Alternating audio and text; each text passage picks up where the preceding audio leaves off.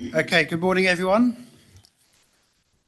Welcome to the Strategy and Policy Committee, SPC 24/4, and welcome everyone here. I'll open with the karakia. Whakatau, mai te wārua, whakawātea, mai te hinanaro, whakarite, mai te tinana, ki ea, ai ngā mahi. Ai. We have two apologies this morning from Councillor Henry and Councillor Coxhead.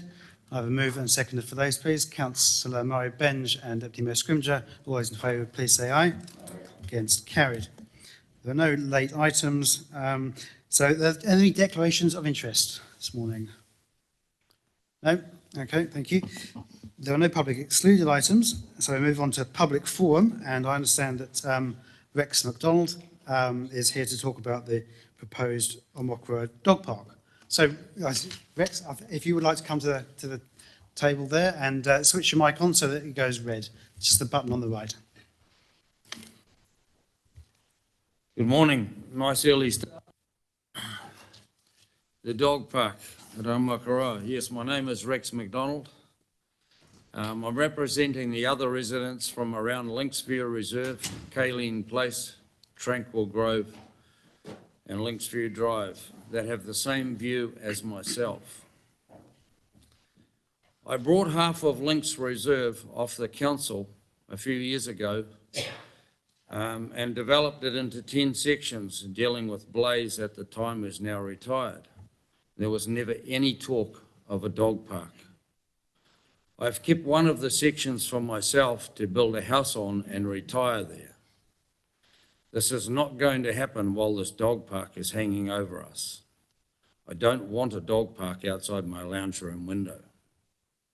I don't believe that Omokara needs a dog park at all. There's heaps of space to run your dogs. People use Lynxview Reserve now to come down there and run their dogs. They're there all the time and it's not a problem. They observe people's private space and stay away from the houses. It is totally unreasonable to put a dog park in any area near residential houses, including Precious Reserve and Lynx Reserve. I've been to the Tipuki Dog Park, and at least it is in a commercial area away from residential houses. It is an absolute eyesore with look-alike deer fencing that is totally unacceptable in Omokara. There is a very suitable dog exercise area at Plumbers Point and an undeveloped area on Prole Road. We cannot find anywhere in New Zealand where a dog park has been put next door to residential housing. I consider the dog park to be a complete waste of ratepayers' money. That's all I have to say, and thanks for the opportunity to put my views forward. Thank you, Rex. Well, I think that's pretty clear, but are there any questions or clarification from Rex? Councillor Thwaites. Morning, Rex. Yep, you have made we've got some options in front of us for later today, and one of them is that we don't proceed at all with anything there, which you've sort of indicated. Do you think there is a chance that maybe long-term down in that Prole Road area, if something could be factored into the future that wasn't right near residents, it could meet some people's needs? Personally, I don't see why, this is my own opinion, why you need a caged-in area for dogs, because most people that have got dogs are not going to put their dogs in the pen with other dogs because there's too much risk of attack. So, I just think Omokara is a beautiful place, and there's heaps and heaps of places for people to take their dogs for a run. I don't see why you need a caged-in pen. Certainly not made out of deer fencing like you've got in Tipuki. I think it's terrible. Yeah. Councillor Murray Benge. Do you think the Huarua Park is close enough for the people of Omokara to take their dogs there to exercise them?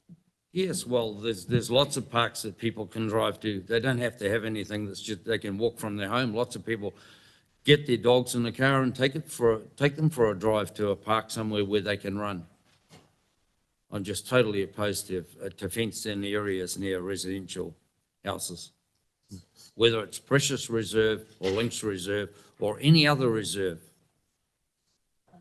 Mr McDonald, the Prole Road area is going to be intensively developed. Do you see that as being an appropriate one for a dog exercise area?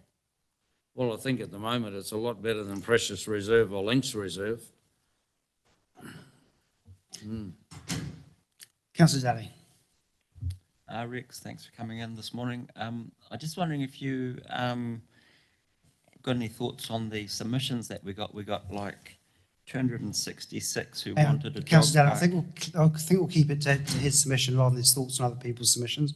I think that's not really the appropriate way to question him. Well, okay. We received equal number of submissions for each of the two parks you just talked about from anonymous sources. Do you think it's appropriate that we? No, and Councillor Daly, submissions that's from not people who- not appropriate to ask him that kind of question. Well, it's I'm not, clearly there's we're something- interested in his view. I don't think asking him to comment on other people's comments is very helpful. It's unfair on him, and it's not good for the process. Well, I will comment on that because I think is what the council's done here is actually, they've actually pitched the residents against each other. You've pitched the residents from, Precious Reserve and Lynx Review, you've put them against each other. So, they're all battling each other, which is wrong. I think that, the council did the wrong thing in doing it the way they did it because, obviously if you're Precious or if you're Lynx, my view is neither of those places should have a dog park. So, I'm not taking sides with anybody. I'm just totally opposed to it at Precious or Lynx or any other reserve next to residential housing. I don't think it's fair on the residents. As I say, I kept a section. I developed that subdivision and I've kept a section for myself to build a house there. Well, there's no way I'm going to build a house there while there's a dog park outside my window. I'm going to sell the section. Thank you, Rex. Appreciate your comments and appreciate your time coming in. You're more than welcome to stay for the next item, which will be the decision on the dog park. So Yeah, no, that's thank awesome. you again. No, for thank coming. you very much. Okay. So with that, I note that item 9, there's no presentations as such. So I move on to item 10, which is the proposed options for the Mokoro dog exercise area. This is on from page 7. So I welcome Emily and Jason up, who will introduce this.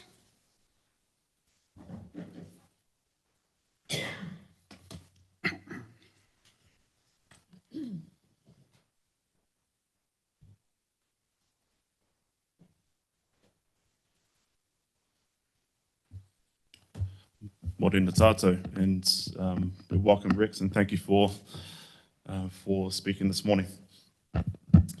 Yes, so this morning asking for the Strategy and Policy Committee to consider 5 options in relation to the provision of a dog exercise area for Aomokoro. I think it's probably appropriate to just go through the highlights reel of how we've arrived to this current situation, particularly going through the previous consultation that we've undertaken. So all began through the review of the dog control policy and bylaw back in 2016, when the community were asked if they supported council's move to provide fully fenced dog exercise areas in the district. Majority of submitters at that time said were in support of this. Aomokoro was identified as one of the highest or the most popular places to receive a dog exercise area. Fast forward through to the long-term plan 2021-2031 pre-engagement process. The community was asked through quick poll, so this was through the COVID-19 outbreak, so everything was done digitally at the time, was asked if they supported this fully fenced dog exercise areas, particularly around the property between Western Avenue and Lynxview Drive, the area that we now know as, or we now refer to as the Lynxview Drive Reserve. And at that time, the majority were in support of the development and support of that particular site to receive a dog exercise area. Again, consulting through the Tōwahi 2024-2034 long-term plan pre-engagement, question was asked once again if they support a dog exercise area at Lynxview Drive Reserve, and the majority of support were in favour at that time. And then once again, just in February, March this year, consulted again on the locations, putting forward Lynxview Drive and also an additional option of Precious Family Reserve and just seeking all that feedback. And as you can see in the consultation documents and the submission pack, received nearly 900 responses. And so it's an important topic for the Mokoroa community. They came to the party and let us know their thoughts. And so we've formulated five options for you to consider this morning. And I do take the report as being read and happy to answer any of your questions. Thank you, Jason. I just want to signal, I'm going to handle this one a little bit differently for a number of reasons. So I'm going to open up for questions shortly, and I'll be strictly on questions. I hope there won't be any, if many, because this has been going around the blocks a few times now, and if you've got questions about it, I'd be surprised. But I will give that opportunity. And then I'll open for debate, but I'm conscious there are 5 options, and it's not perhaps clear where we're heading on that one. So I would like us to debate that and perhaps indicate which option you favour, and then seek where it looks like we're going to go. I'll ask for a mover and second and take it from there. So if you want to, I mean, you can make an amendment if you really want to, but I'll just try and streamline the process so we're not debating it several times over with multiple amendments. That's the core of that purpose. Councillor Murray Benj, did you have a comment there? Yes, I'm happy to move option 2. Oh, no, hang on. Let's do it. So that you can open up for debate? No, that's exactly what I was trying to avoid. Okay, so yeah. So I'm going to open up for questions now. So the actual questions, Councillor Granger. My questions are, when we are told that my uncle in Canada submitted on this proposal, how much value should us councillors, we councillors, put on anonymous submissions on proposals when we are proudly told that our uncle from Canada submitted? Through you, Chair, the threshold in the Local Government Act is for interested persons. There is no geographic restriction on where a person can be interested from. You will have the information through reading the submissions in some cases as to where people are submitting from, and you can keep that in mind, but we don't provide that information because it's not necessarily always provided as well. So it's a difficult picture to give.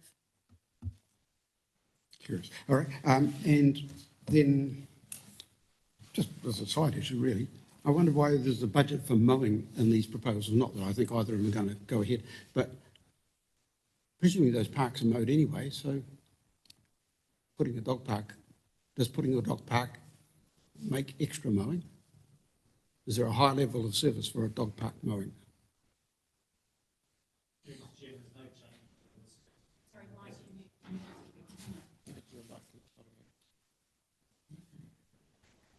Sorry, Mr. Chairman, the levels of service for mowing in a dog park, like out at Te Puke, is the same as any other passive reserve. So there's no change in level of service. So why is there a budget for mowing for these parks, because they're already being mowed? Sorry. Okay. Never mind. There's a maintenance cost to extra. It's not only mowing; it's vegetation cost as management around fences and things you never used to have there as well. There used to be a big and open area you used to mow.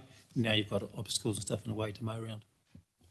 And the last one, sir, isn't option 5 actually a subset of option 1? So we can dispose of it completely? No, it's not, and we'll come to that later, I guess. I don't know if Jason wants to clarify, but there's reasons why they are different. But I'm going to come to that in my quarter. So yeah, Thank you. Councillor Joyce. Further on the Local Government Act, it provides for the local community board to have an overview of council plans in their area. Can you please explain what involvement the Mokoroa Community Board has had in this proposal?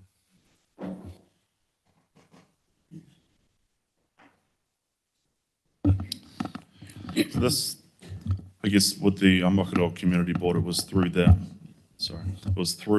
opportunity to add submissions through these community consultation processes.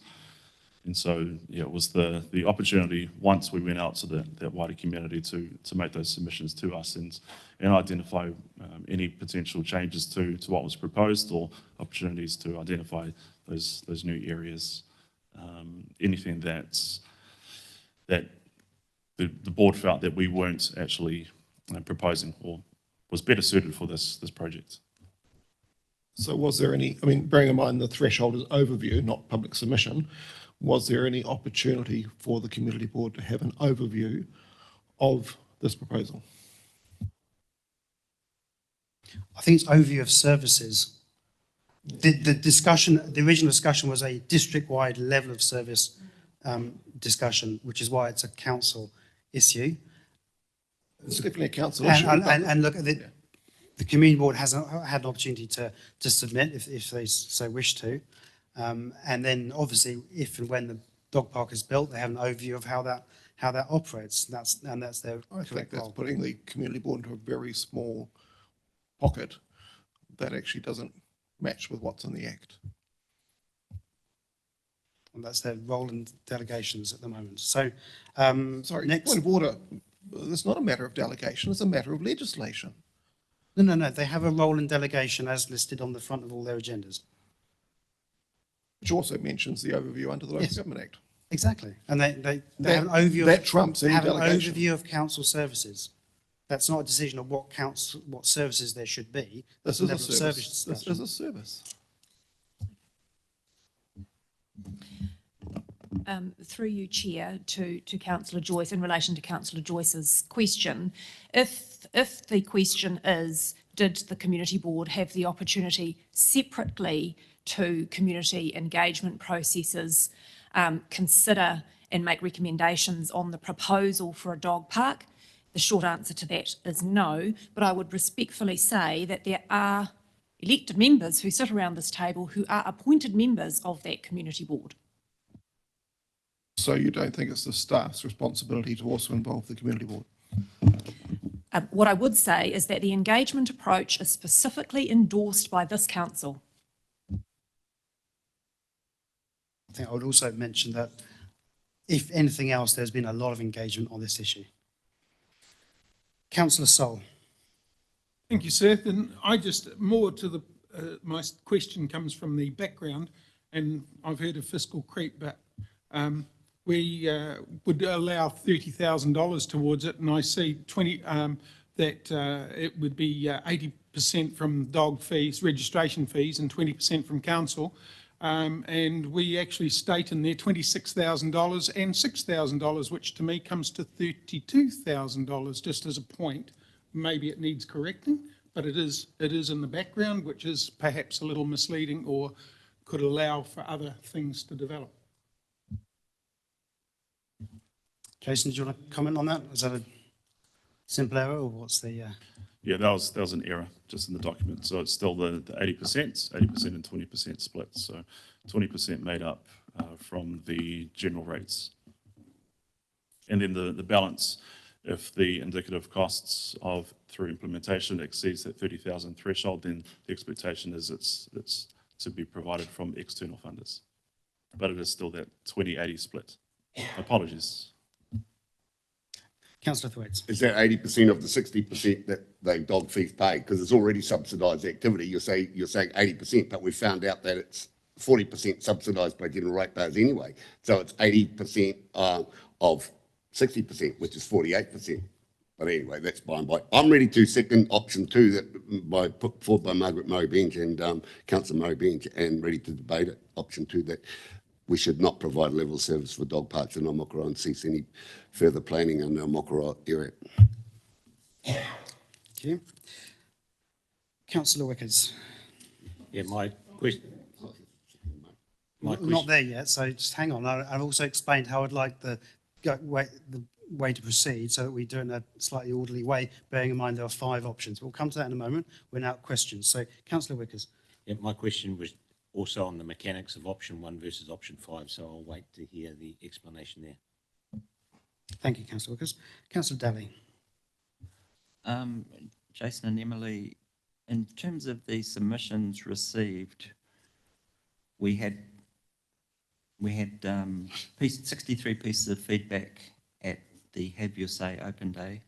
We had 1,900 visits to the Have Your Say feedback website with 704 pieces of feedback and 125 submissions received through email, service requests, letters and paper submission forms. How confident are we that I think, if I'm correct, maybe 520 odd anonymous submissions were from distinct individuals, and is there any way of checking the email submissions or Have Your Say submissions that they are from distinct individuals? In response to that, when the community made a submission, their computer IP addresses were essentially recorded. In other words, they weren't able to make duplicates or copy multiple submissions, basically sitting by their laptop and hitting send on repeat. So there were IP addresses served out through that process, and that was to eliminate that, I guess, bulking up particular viewpoints in one direction or another. Are you saying that you did eliminate some submissions because they were from duplicate IP addresses? There were some that we received that were blatantly duplicates, and that was through it was the exact same name, either through a paper form or through the online form. I can't remember the specifics of exactly what we weeded out, but there weren't that many. I think it was either 2 or 3 duplicates that we had to remove, and they weren't counted in. They were only counted once in this submission pack. And in terms of the 63 from the Have Your Say and the 125 or the percentage in the paper submission forms, how many of those were labelled anonymous? To be honest, I can't remember off the top of my head, but the information is in that submission pack if you wanted to weed through them. My understanding is with the particular emails and service requests and letters, they do have names attached. So they wouldn't be as anonymous, or at least have first names attached. May I remind Councillor Daly that while the numbers are interesting, it is not the primary rationale for making our decision. We need to make the decision that we, as elected members, feel is the right one, and that is nice to be supported by the community, but we need to make the right decision, not one that's trying to make it just based on like a quasi-referendum. Okay? Well, just a final question.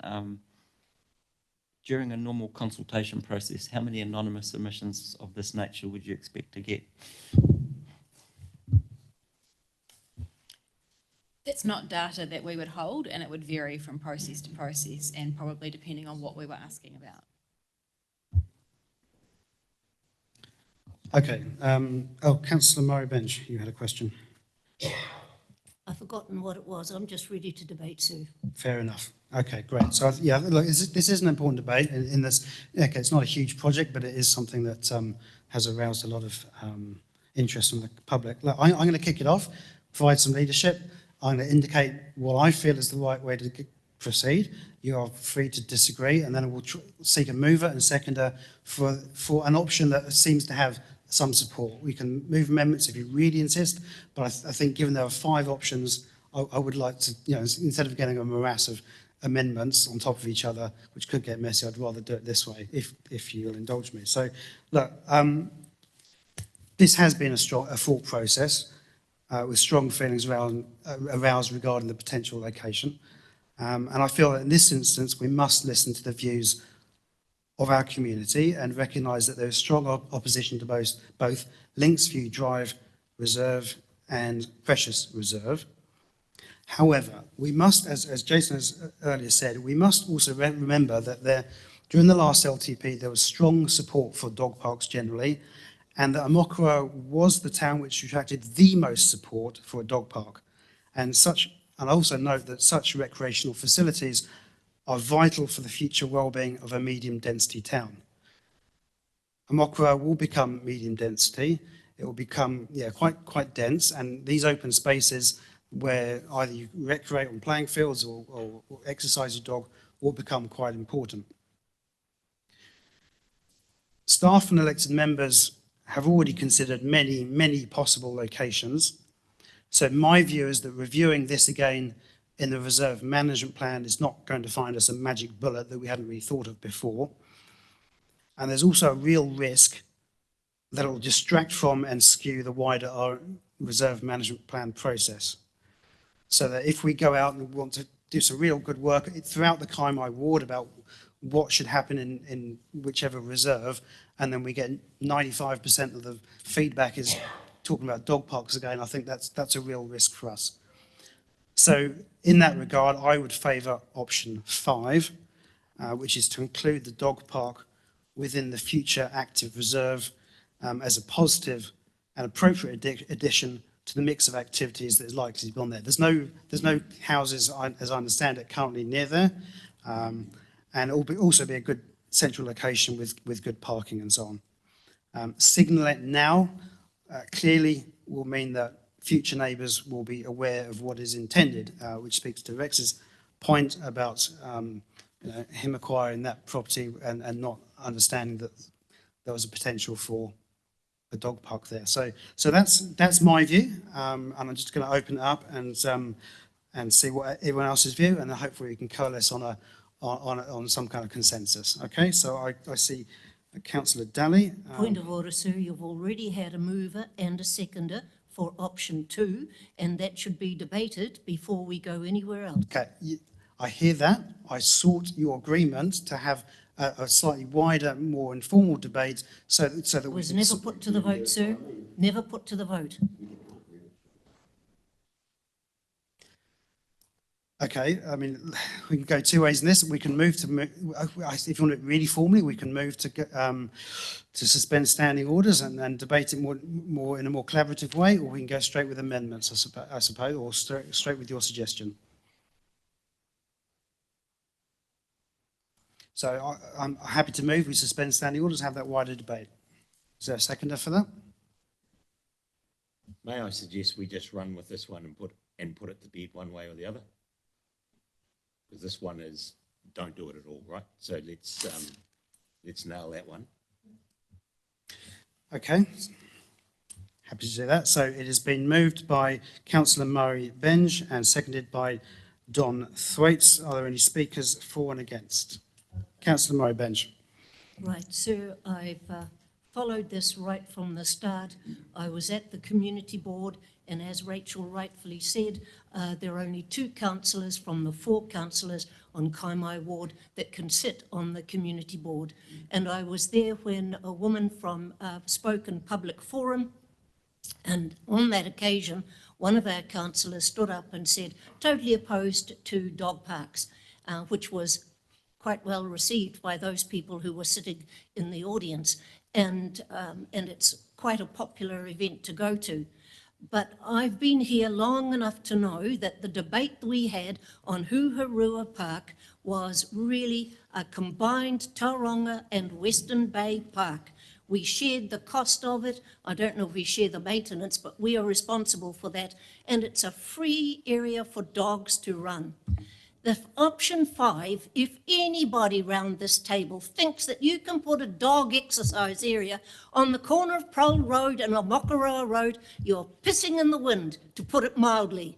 And I don't apologise for that comment because it is so ludicrous. We have a population of 12,000 at Mokoroa. It's now going to 13,000, and the intensive development means people have got to have open spaces. What we do know is that people of Mokoroa love their dogs, and they're happy to exercise them and take them with them to exercise them, not to let the dogs go free around where people are obviously happy to walk their dogs. And so, sir, I've looked at the options that you've got here. To defer it to to any management plan is just unkind to those people who are opposed to it. I must say that on the doggy day out, Councillor Daly, there was submissions there encouraging people to make submissions on the dog park. And of course, those people were enthusiastic about it. But those people who went and actually tried to protest were asked to go. So, sir... Point of order, they were not asked to go. Sorry?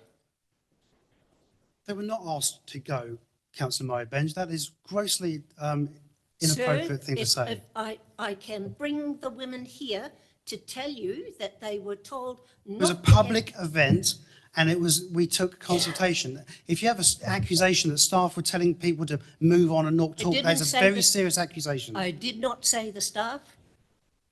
I did not say the staff. So who are you accusing? Because I think you And- were there and I was there and I didn't tell anybody to go away. Well, I can tell you that the two women that I spoke to who had been there wanting to actually protest were not able to do so. Take the signs down.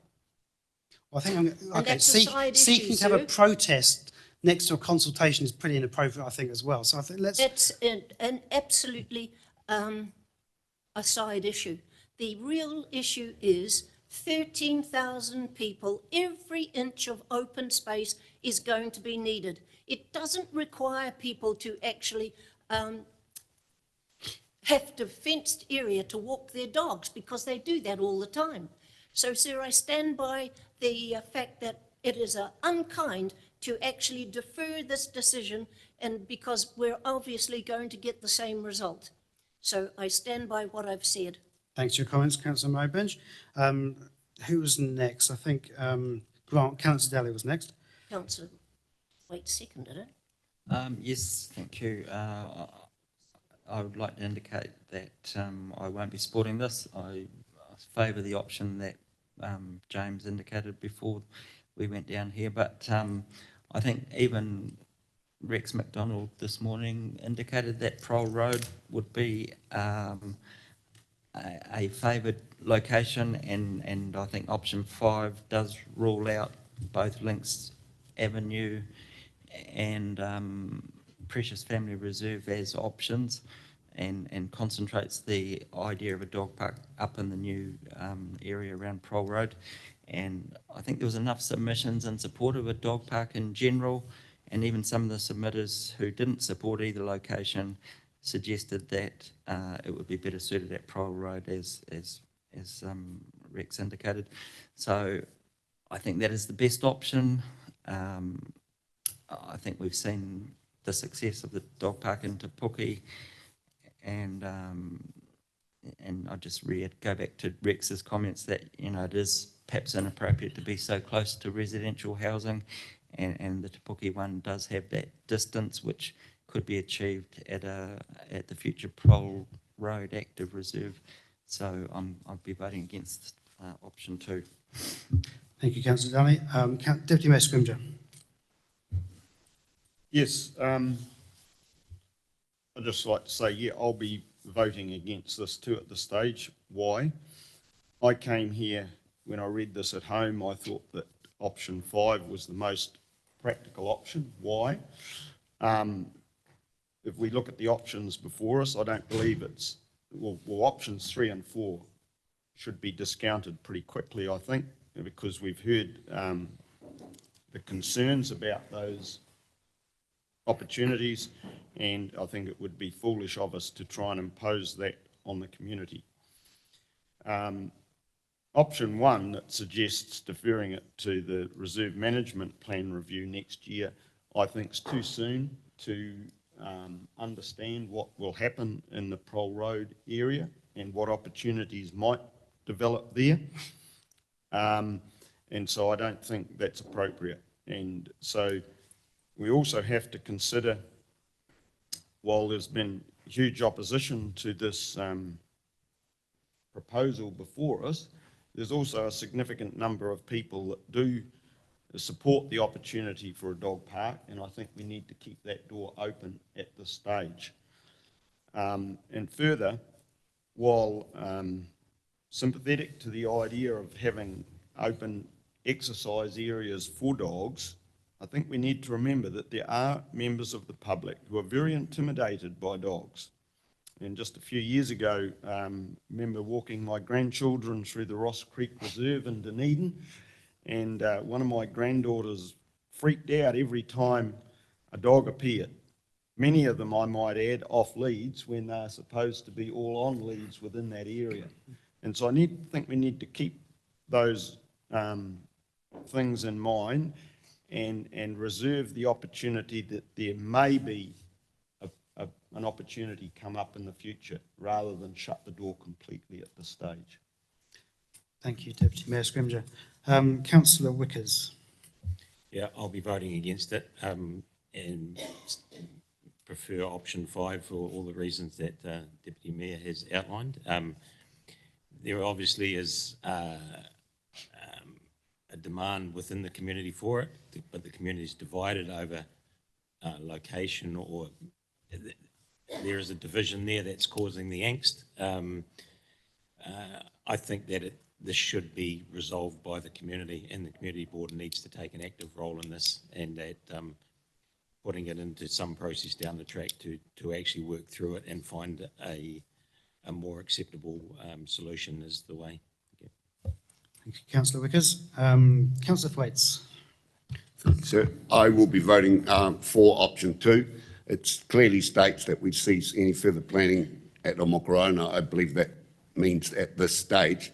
It is interesting with an election going on in our very neighbouring council that has a population of 160,000 people, that not one of the 89 candidates that I've read anything about even touches on dog parks. You've got massive intensification planned for Te Papa Peninsula. You've got huge intensification at Papamoa. Not one word of dog parks there. I would put it to you that if the Kaimai ward is 20,000 people surrounding it, we would make up 10% of a combined area of the two.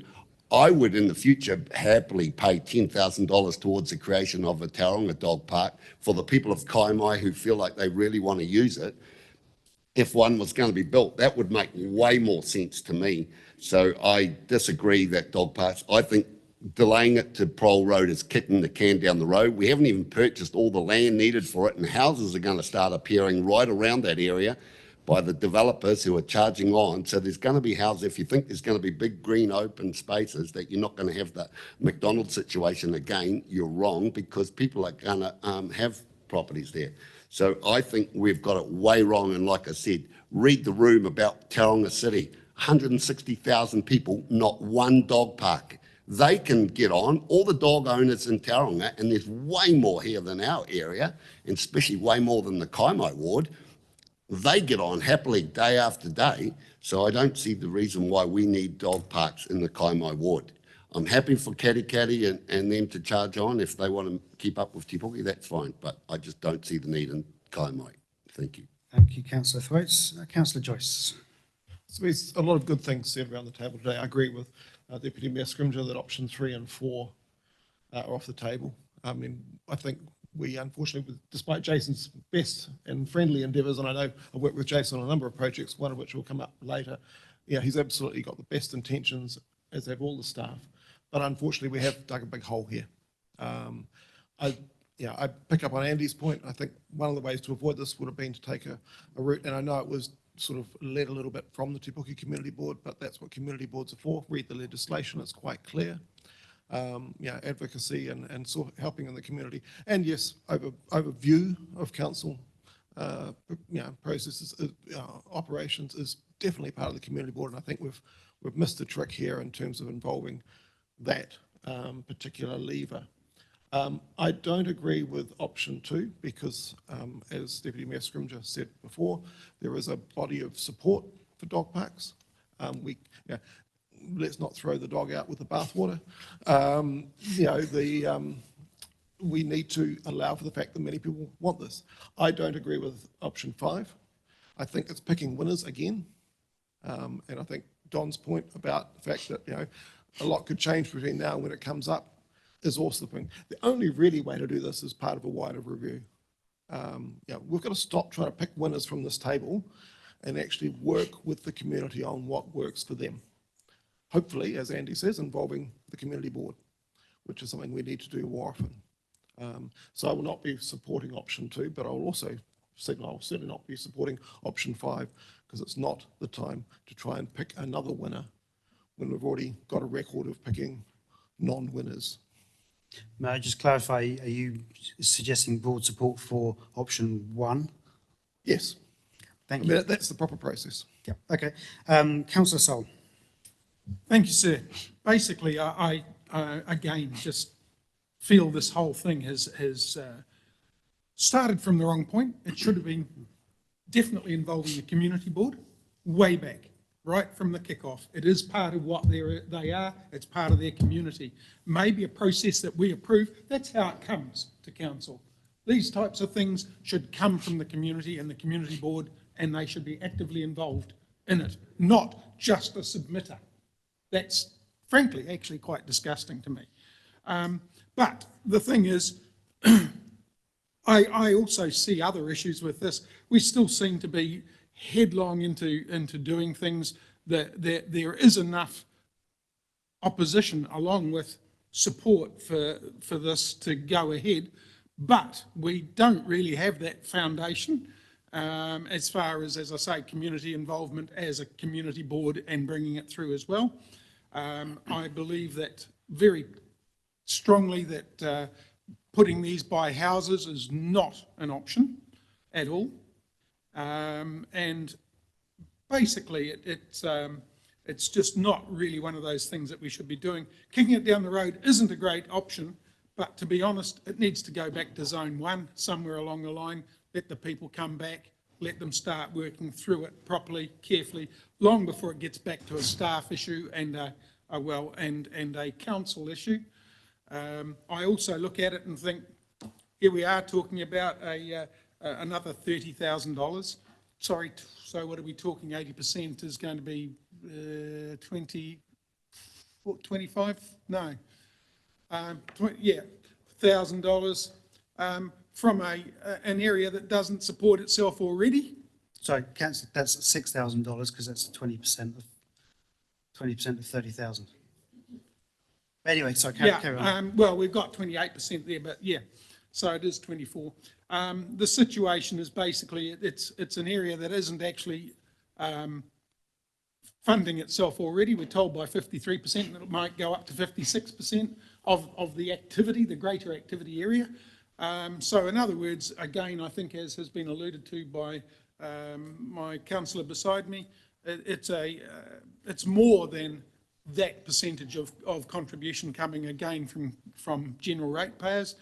To me, it needs to start again somewhere, let it settle. Let's see the development and where we can put it in that industrial area as it does grow. So I will be voting for the motion. Thank you, sir. Voting for the motion. Motion 2, wasn't it? Oh, are you going to vote? Sorry, are you going to vote for option 2? Yes. You are. Okay. Great. Okay. Well, I think that's the speakers for that motion. So I'll put that, which is option 2, to not provide a level of service for a dog exercise area in Omokoroa. Sir, my right of reply, please. You may. Thank you. It's interesting, the Kaimai ward councillors who know the area well are saying to the Eastern ward councillors whose dog park is in a commercial area, and when we develop our industrial commercial area, it's not big, and land is really quite critical in Omokoroa, and the city supported, sir, the development of Huhurua Park. They paid half of it, and it's where you go and exercise your dogs. It's extraordinarily good. And so for us to then go and say, Omokoroa, you've got to have more, I think is really quite wrong. As for when this all came up, sir, is this Links area was sort of a stormwater drained, and it looked as though it was really quite undeveloped. But if you go there now, just a few years later, it is a lovely environment, and all the people are asking for is a few more trees there. So what we know about the submitters is we don't know where they came from. So outside of the area could have an opinion, oh, let's have a dog exercise area here, like Te Puke is now telling Kaimai, have an exercise area there. Prowl Road is only Don Thwaites, and Murray Granger and I went to the open day, and we were showed what was going to happen on Prole Road, and it's really quite exciting. And right down at the end, there's an open area where people are going to go, and you can't fence it off. And with that men's shed on the corner of Prole Road, you try and shift them off there when it's a recreation area, close to the school, close to the shopping area. It is just not quite good enough. So to be trying to pick winners, please, let's just get this off the table and let people get on with their lives, walking their dogs happily, which they're free to do on any place that we've got in Omokara. And if we could just give them slightly more land to live on, would be really quite good, because the intensive development is really serious. And so I rest my case. Thank you. I'm going to put the motion. We're going to ask for a show of hands, though. So I'll put the motion that council does not provide a level of service for a dog exercise area in Omokara. So all those in favour, please raise your hands. We have 1, 2, 3. All those against, please raise your hands. 1, 2, 3, 4, 5, 6. Noted. Thank you. So that motion was lost. So just looking through the list here. Yes, it's been noted. Yes, thank you. Looking through the list here, there was some support for my suggestion of option 5. So, Deputy Mayor Scrimgeour, would you like to move that? Well, I would, but I'd like to know. Happy to, but I want to note Councillor Joyce's comment that I think it is a little bit restrictive in that it focuses just on the active reserve in the Prole Road area. I think it should include some, I'd be happier if it included some wording such as, or any other opportunity that could be identified. Well, I don't know that, no, it's not, because that's in the immediate year ahead, whereas this could be a bit further out, and so it gives a bit more time to come to that decision. Okay, so you have moved option 5, but with additional wording or other opportunity that could be identified. Yes. But making it clear that it's not part of the RMP process. Okay. Councillor Wickers has seconded that. Deputy Mayor Scrimgeour, do you want to speak to your motion? It's quite clear. I'm happy to let it go forward. Okay. I think you've probably heard my views on this, other than to say that there was strong support for a dog park. And I know some people disagree. The monetary issue is trivial. It's like 30 cents. It's district-wide. That is not the driving force of this. The cost is really quite small. But I would like to be able to support the community aspirations for many in the community that they want a dog park, and I think this one hopefully satisfies all the point. I think there's a good alignment between kids playing in one area, active reserve, walking dogs nearby in a fenced-off area, safe away from the kids. But that's my view. Councillor Daly. Yeah, I think I've made a few arguments before, but I did want to respond to Don's comment about Tauranga City dog owners. Obviously, I'm very familiar with the Te Puke Dog Park. I'm not conflicted anyway, I don't believe, because I don't have a dog. I really only supported the Te Puke Dog Park because we were asked for it. And as has been suggested, the Te Puke community board is a good place to start when you're advocating for things like this, and that's exactly where the Te Puke Dog Park idea germinated, and in fact the whole idea of council supporting dog parks district-wide through a submission in the public forum in 2018. I believe John was present at that meeting, and it took it's taken a very long time to get to the point where we actually established the Te Puke Dog Park, but after talking to people that use it, and even people that don't use it, it's been hugely successful. There is a place for fenced, free-running dog exercise areas. It does improve, I believe, the social improvement in dog behaviour, and surprisingly, it's surprisingly clean. I mean, you'd expect there'd be a lot of issues with poos and wees, but it's incredibly clean. Every time I've been down there, I've never stood on a dog poo. But I have had a lot of comments that there are a huge amount of people that actually come from Tauranga City and Papamoa to use the dog park. So I think if you build it, they will come.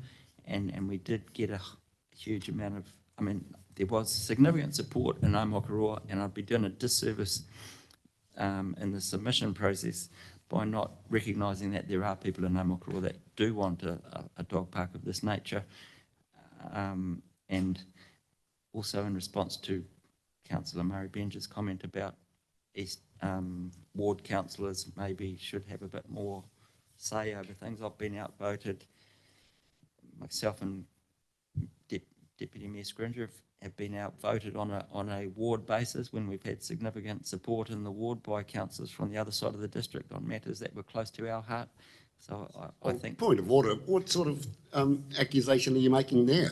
We act in the heart of the whole district. You're accusing councillors from outside Te Puke being anti-Te Puke. Is that what you're saying? Okay, specific I think, specific no, proposals. Councillor Thwaite makes a reasonable point. I don't think we should get into debates about who I will protection. withdraw that, but if there is evidence to suggest that we do like to act on a district-wide basis, but so suggesting that that we should maybe step back from the Aomakaroa decision is not appropriate, I don't think either.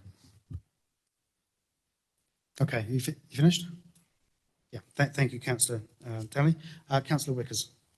Yeah, so the only thing I've got to add other than what I've said before is that for a project like this to go ahead, it's going to need community support to get the funding. Council is really only seeding it. So it needs community buy-in to actually make it happen. And I'll also note that from our side, council side, we need to get our house in order in regard to our funding policy around the animal services area, to be promoting, saying something that 80% of it's going to be paid from an activity that we know isn't true, needs to be sorted out at some time. Thank you. Councillor Thwaites. I wasn't going to speak, but I will, because I won't be supporting this option. And it's already been pointed out by a previous speaker that people are prepared to get in their car and drive to a dog park. So all well and good. I would have deferred it until Tauranga City at some time. And I think it should be a joint option that we explore with Tauranga City. Given the Kaimai ward completely surrounds Tauranga, I think there's much more synergy there than what's been proposed. Thank you. Councillor Granger. Thank you, Your Worship. I was not going to support option 5 until the amendment was made, because I was with Councillor Joyce on the fact that, again, we're picking winners. But I think that the addition to that option makes it palatable and acceptable. I would have thought it would be part of the wider reserve management plan, but possibly because we don't actually own that land yet, it wouldn't be considered in the reserve management plan because it wasn't a reserve, the area at the corner of Proll Road and Mokoroa Road. So on that grounds, I believe option 5 is the correct way to go, because there is support for dog park in Mokoroa in some sections. There's people who don't want it as well, but that's the same with anything in a democracy. There's always for and against. So option 5 gives us the chance to let some of the heat go out of the current situation and make a considered decision that may be at the corner of Prowl Road, or it may be at some other spot that turns up later on, or it may be down at the end of Prowl Road, or some of the other areas that have been considered and rejected for various curious reasons in the Mokoroa. So I think that's the best way to go at the moment. So I'll be voting for option 5. Thank you, Councillor Granger. Councillor Joyce. Murray stole my thunder, as he often does. But yeah, for the reason of the change in option 5 to allow for other options, I think is a good answer. I still think option 1's good, not necessarily saying that we'd resolve it next year, but at least it would be on the radar of the right process, but I can see there's not support for that around the table. I am concerned about the pennies and the pound kind of comments, and Andy's referred to this as well. You know, saying this is 80% dog fees funded when we know the activity is just north of 50% funded.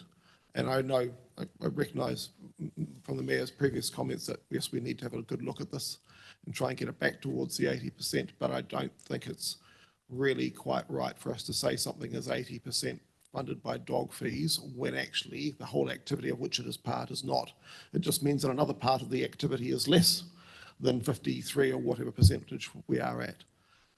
We need to save pennies. You know, if we put up big savings, we're told we're not being strategic because these are strategic issues. When we put up small savings, we're being told it's not worth it. On that basis, we'll never save money around this council table.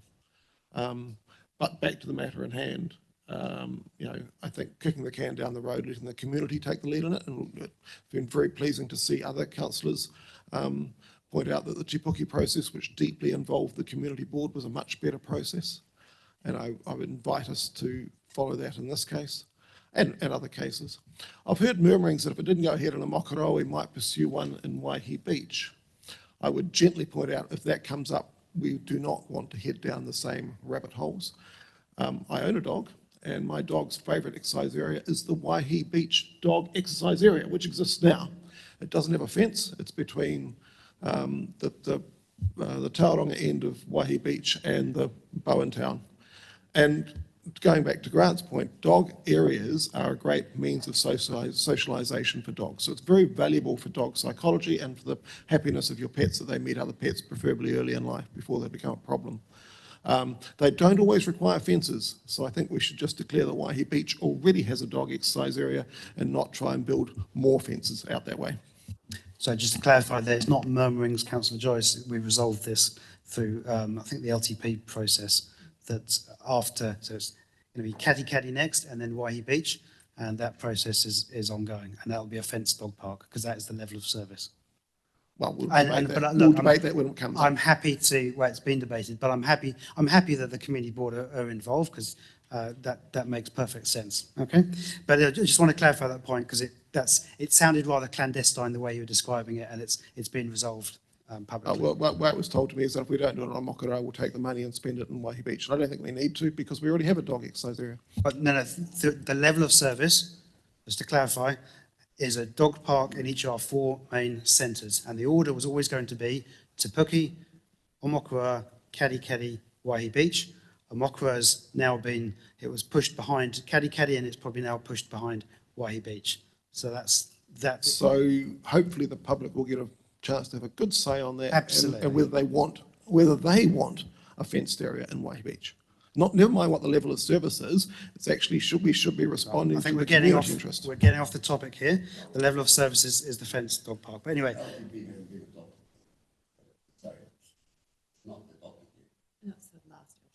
the last LTP. Okay. Yeah, Who have we got now? Councillor Murray Benge. Sir, I had my right of reply before. Does that entitle me now to speak? You haven't spoken to this motion, so you can speak. Thank you. I disagree with it. I think we're just kicking the ball down the road. The Mokoroa Community Board is really a strong one, and it has people speaking there all the time. And I believe that if you asked that community board to make the decision, it would have been following Don Thwaites' guidance and the chair's they would have voted against having one. Point of order, sir. This is just. Hang on, It's my I opinion. understand, I'm being told that they made a submission in support. I can't recall myself. Through the but- last LTP, the Omokoroa Community Board submitted in support of a dog park for Omokoroa. Right. How long ago was that, Rachel? 2021 to 31 long-term plan. Right. Well, that's a very good point, because since then, of course, Omokoroa has become so intensively developed that open space has become really precious. And I agree that if you fence any area off and expect people to take their dogs to it, we're going to have problems no matter where we actually try to do it. And you can see within the Prole Road area, it's going to be intensively developed as well, sir. And so I think that this is just the wrong approach, and that we should leave it to other areas to decide where they want their dog park to go. But as far as Omokoroa is concerned, they don't want it, and they are coping now with such intensive development. I think their open space has become something that's vital to every person. You can still walk your dog any time of the day, so long as it's under your control. And I just think that fencing areas off is just wrong. Thank you, Even Councillor. in Huarua Park, it's not fenced off, sir. They're free to run. And there's a sign saying you can't take it down to the lower area, and we don't. And I say that from experience because Charlie loved going there. Thank you, Councillor Murray Benj. I think horses for courses or dogs for courses, maybe, I don't know. But Councillor Sowell. Thank you, sir. Basically, to me, this option still doesn't actually remove the earlier options that we don't like.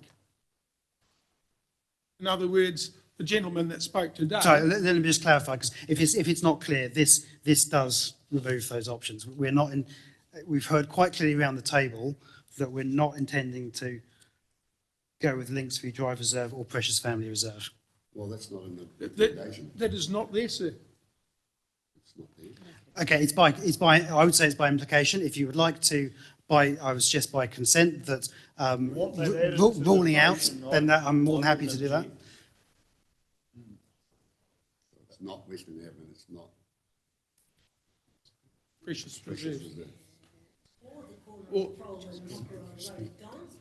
Okay, look, if Councillor, Deputy Mayor Scrimger and Councillor Wickers are happy to add that to the motion, that it explicitly excludes Excludes options 3 and 4. options 3 and 4, then I'm happy to do that.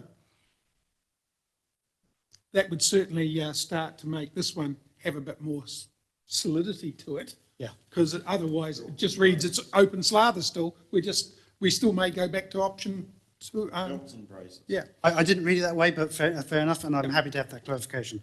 Okay, were there any other speakers? Any left for this one? I think we're kind of there, aren't we? No, Councillor. Has that amendment been moved? It's not an amendment, it's by agreement of the mover and Has seconder. it been agreed by the? It's the agreement of the mover and seconder. I'm not from Omokoroa. What I've seconded to me makes sense. But if a councillor from Omokoroa is saying those two options should still be potentially in the mix and let them be part of the wider discussion, I would take my leave from that councillor. So Deputy Mayor Scrimger is happy for the change to be made. Are you happy for the change to be made? I'm getting a signal of no. So I'd like to know the implications of what I would be agreeing to. That we're not considering Sue, Linksview Drive Reserve. That's not how we make decisions Hey. in this place.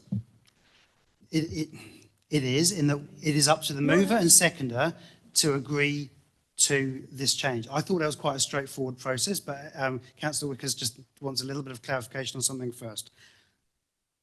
Councillor Granger. Do you want to speak?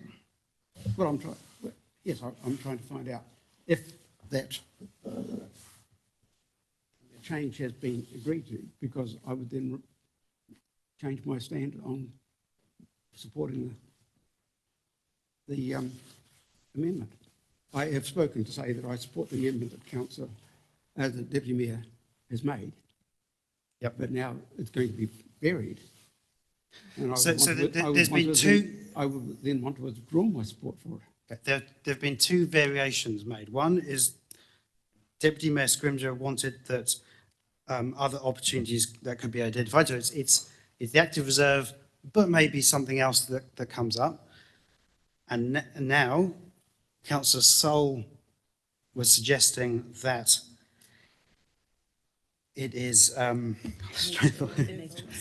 it needs to exclude options 2 and 3, which is, sorry, 3 and 4, I mean. Point of order, can I suggest a way forward to bring this back into standing orders? That if there's not acceptance, that this new part be moved as an amendment. Yeah, no, I know how standing orders works, Councillor Joyce. It seemed like a fairly straightforward acceptance, but I just want to get Councillor, because whether that's an issue. So for him. I'm uncomfortable with it, so I'm not going to support that. I think it should, if there is now a bit of a shift, so I think that it should be discussed and nailed. Okay, so we're looking for an amendment, someone to move an amendment to option 5 that explicitly excludes option 3 and 4. And I just note that this is why kind of my suggestion from the beginning to have that roundtable discussion might have been useful, but we didn't go there. I'm happy to second it for you, but I am conscious that there doesn't seem to be a lot of support around the table, so to let it proceed, I'm happy to second it for you. I'm not sure you can second your own Sorry, motion, right? yeah.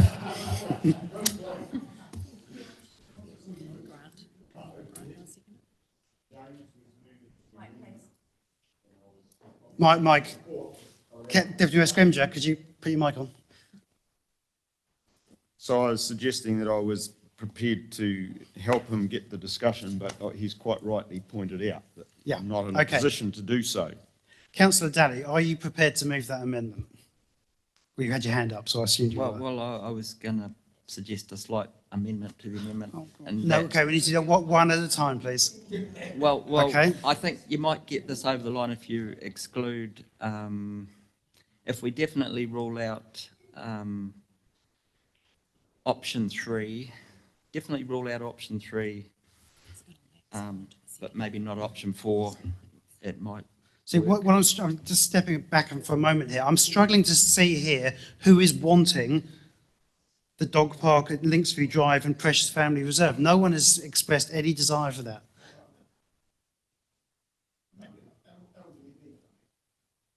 Is Councillor Granger supporting a dog park in either of those places? That's what I'm trying to find out. I've always believed that Precious Reserve was the right place for a dog park. So Right, I've okay. never wavered from that, and I absolutely am against forever Linksview Drive. It is absolutely the wrong place. It should never have been on the table, ever. Right. Thank you for clarifying that position.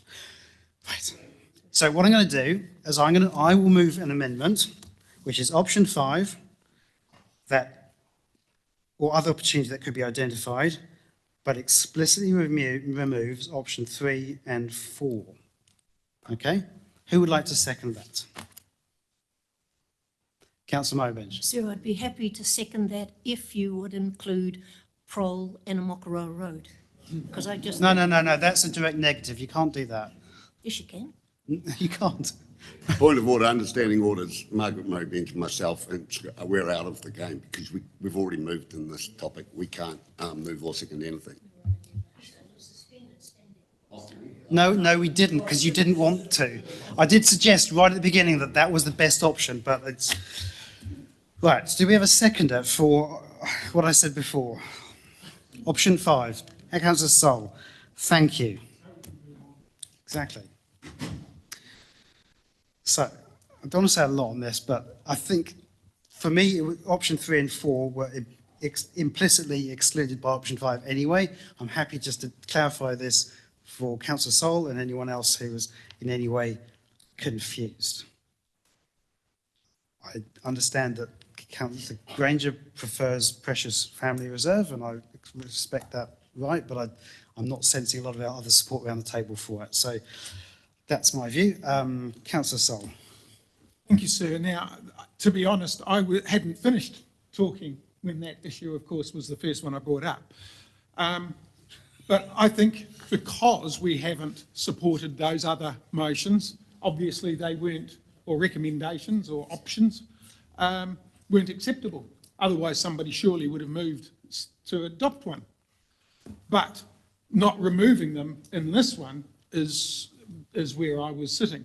The other part, though, to me is that, again, it sounds to me like we're the shoe shop telling you what shoes you're going to wear, as opposed to people saying, hell, my shoes are worn out, I need a new pair of shoes.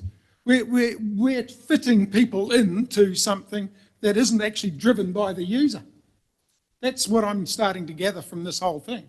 In other words, the people that want dog exercise area and so on should be driving this. Again, I come back to it should come out of probably through the community board, not probably, it should, or should involve them. What we're doing is talking about a level of service that we offer. I don't care. Our level of service is what we do, right? I do care about that. But to then just start saying, because we have a level of service, we're going to tell you you're going to have a dog park, that's wrong. And that's why I basically disagree with this whole process and how it's gone. It hasn't been driven from we have lots of things that come to us. We have lots of people, communities of interest that come to us and say, we want to have a skydiving school. And we would like to operate it from here and we want this and that. They drive it, we go through a process. This seems to have come the other way. Do you want a dog exercise area? Oh yeah.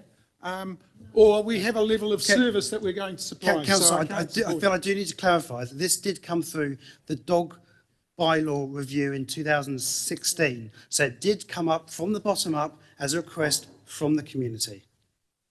Okay, sir. So then I will retract my statement, but it just amazes me that we still don't have them appearing here all the time and driving it. But, sir, that's the other reason I don't feel comfy with it. Okay. I've had my say now. Thank you. I'm conscious, I'm not trying to go around the houses again arguing the same things about dog parks. I would like to put the amendment to the vote, unless someone's got anything really important to say on this one. I'd just like to explain why I didn't want to rule those points out, because I'm not an interested party per se over there. I'm just having worked through the process and hearing the process that was involved in regard to Lynx Ave and Precious Reserve. It just felt somehow that it was screwed somehow. It wasn't clean. And so to just wipe those two as options because there was a divided community and through a process that didn't quite feel right, just to exclude them on that basis, I didn't feel was right, that they potentially should still be in the mix for consideration in the wider picture. And if a far better option arises that the community can get behind, then those two will fall by the wayside anyway. Thank you, Councillor Ricketts. Councillor Joyce. I'll be opposing this amendment for very similar reasons. We've already got ourselves into trouble by trying to pick winners. These proposals are modified. It may be that they're not the same places necessarily as what was put out to the community. This needs to be community-led. And saying this is in and this is out, whether it be Prole Road or whether it be Maramatanga Park or whether it be Precious Family Reserve or wherever, let's involve the community and let them take the lead on this, as they did. Point of order, Mr. Ms. Chairman. Brookie. We've So gone I through will be all the opposing this consultation that is required. Point of order, we have gone through all the consultation that has been required and the people have spoken. I believe that. Okay. I disagree. I think the consultation process has ended up down a rabbit hole through no fault of the well-meaning people who set it up. But let's stop picking winners. Let's stop picking losers. Let's actually have faith in our community in Makaurau, and let them work it out over time. Councillor Joyce. Right, I think I would like to put this motion, or this amendment, sorry, which is option 5, which is active reserve Foal Road and other areas that could be identified, and specific excluding option 3 and 4. But we're not putting the whole motion, we're putting the amendment. No, I did say, I corrected myself, putting the amendment. No. So the amendment is option 5, other opportunities that could be identified, and explicitly excluding options 3 and 4. This is what we are doing, Councillor Joyce. I'll put the motion. All those in favour, please raise. Point of order, but it's the amendment is only the last bit, excluding options 3 and 4. That is No, what I'm you're reading putting- out what the But it needs to be proposed really clear. motion would be. You're reading out the whole amendment, the whole option that to vote on. And we are, at the moment, voting on an amendment that was moved by you and seconded by Councillor Sol. The amendment was to exclude options 3 and 4. That was an amendment to the substantive motion. I'm just And that's what seeking, we're I'm gonna just vote on seeking first. clarity from everyone. So if you want, the pure amendment is to explicitly exclude option 3 and 4. Okay, I'll put the motion. All those in favour, please raise your hand. 1, 2, 3, 4. 1, 2, 3, 4, 5. Those against? 1, 2, 3, 4. So that is carried, and that becomes the substantive motion.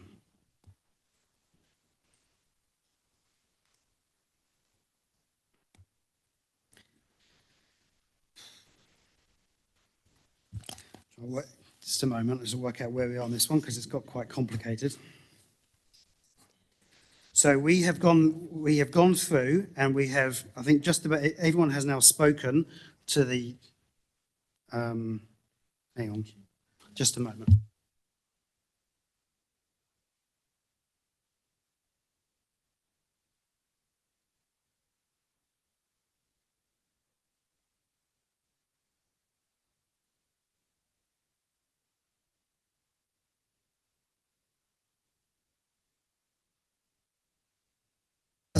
Without the substantive motion,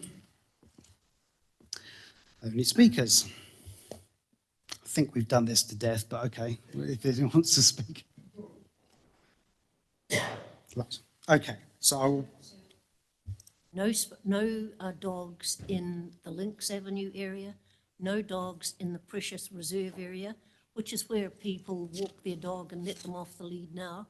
So it's sort of an open area, and I'm sorry that you're not including Prole Road and Omokoroa Road corner in that, because I'm adamant the whole community will fire us all if we don't include it. So I'm reluctantly supporting the amendment, but I don't believe we should be going back to it, but that's my personal opinion.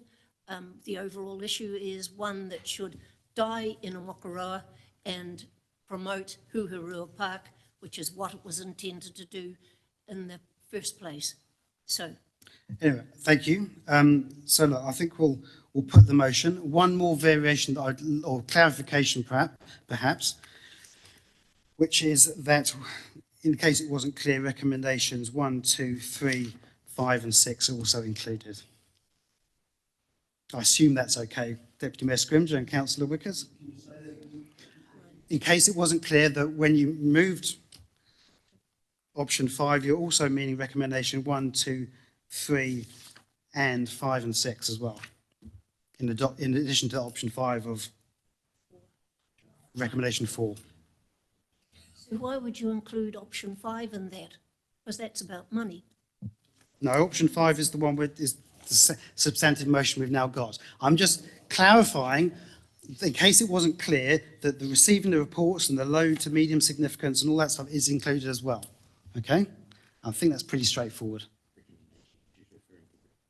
She's referring to recommendation 5. Recommendation 1, 2, 3, the new option 4, recommendation 5 and 6. 5 is kind of redundant, but I think we can still note it. Okay. For clarity, do you mind reading recommendation 4 again, please? I certainly will, thank you. So before I put the motion, and I will be putting the motion, we're voting on recommendation 1, to receive the report. 2, that it's low to medium significance. 3, to receive all the feedback. 4, the new option 5, which is that other opportunities that could be identified and explicitly excluding options 3 and 4. Recommendation 5, that note the indicative costs for 3 and 4 are already budgeted for, slightly redundant, but let's leave it in there. And recommendation 6, to prepare a decision story. Okay? All those in favour, please raise your hands. 1, 2, 3, 4, 5. All those against? 1, 2, 3. Are you abstaining? Okay. Yes, because Carried. And I think we'll have a tea break. Thank you very much, everyone. I think we should have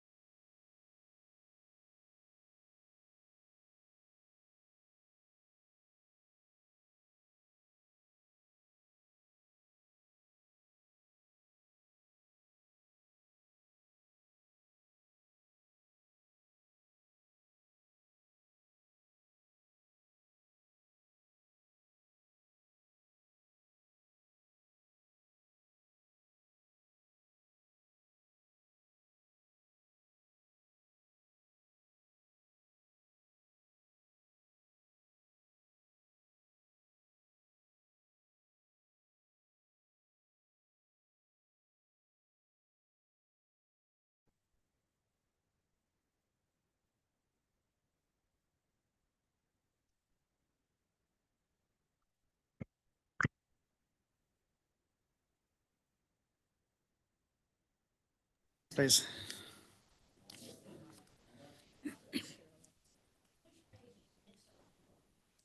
Nine seven nine. 979. Right, are we ready?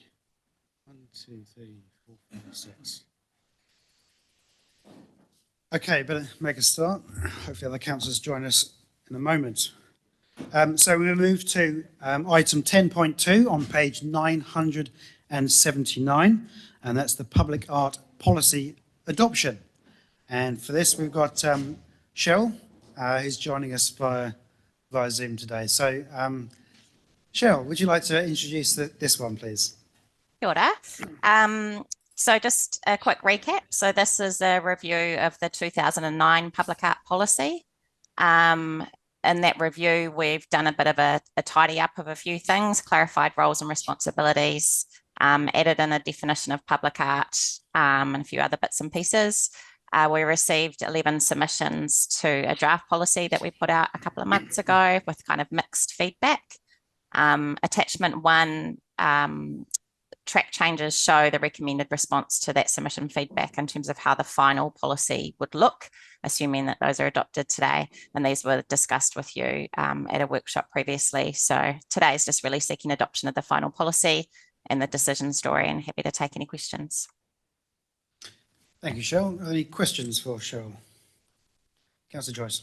Sorry, going back to the topic of insurance, I wasn't worried about insurance of the art. I was worried about public liability insurance if something goes wrong. Presumably we do have public liability insurance if any public art, no matter how well secured to its pedestal, Councillor Granger, in the case of the large bird, but yeah, if it falls off and hits somebody in the head, presumably we do have coverage for that because we would be held responsible for damage, probably more damage to a car actually, because we're an ACC, but you know, public liability insurance needs to be clear. Is Peter in the room? No, he's not. And he's taken the hospital pass. Okay. I guess because we did talk about that in the workshop, Councillor Joyce, and I guess what we kind of wanted to signal in the policy is just in the same way that we kind of manage any risks associated with anything that we put in our reserves, we'd be doing the same for public art, but perhaps Peter can touch on that kind of public liability side of things. Yeah, sure. So to help reduce and mitigate that risk, we, require things to meet certain standards and design things in PS1, structural sign-off or building consents, which have the rules and regulations around that, and I guess ensure that we're providing safe structures and things in the community. We do also operate in this country an ACC system, so it's a no blame situation unless there's clear negligence through like not following the duty of care, but the duty of care needs to be proven, it needs to be in place, and if so, was it breached, and to what extent was it breached? So that's how we would cover off on that. It's the same situation for all our other assets that sit out in the community at the moment. Right. As long as we've got a clear maintenance plan to continue with that. I mean, public liability is not just for people, it's also for assets. So if someone parked a car and something blew into it or whatever, we're liable for that, could be liable for that as well. But as long as we've got the plans and everything in place, then that's mitigated as much as we can, I guess. Excuse me, Rodney, they can't hear. All right. Can you sorry. I think, it's not just personal injury, and I agree that's covered by ACC. It's also damage to assets need to be covered. And I'm sure the council has plenty of public liability cover, but it's not so much about when we build it, because often things are put in place when we build it, as you say, but it's also over time things deteriorate. So we need to have a very clear way of maintaining or tracking the health of public art, because as we've seen from some other places, it doesn't always last as long as some other assets.